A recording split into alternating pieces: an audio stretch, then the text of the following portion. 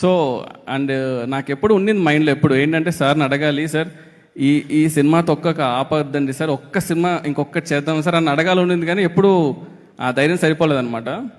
ఒకరోజు బాంబేలో షూట్ చేసేటప్పుడు ఇలా వాళ్ళతో వీళ్ళతో అందరితో అడిగించి సార్కి లాస్ట్లో సార్ ఇది తీద్దామా సార్, ఇది హిట్ అయితే మాత్రం ఒక్కటి తీద్దాం సార్ ప్లీజ్ అన్నాను.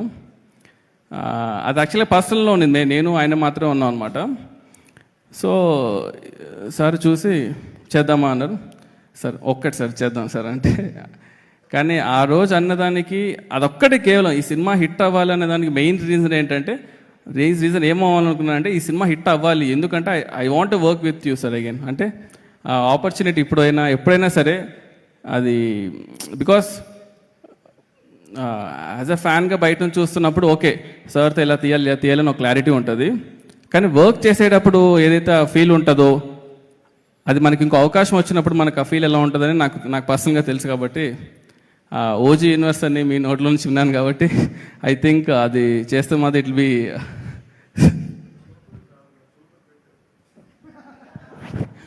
సార్. Thank you sir.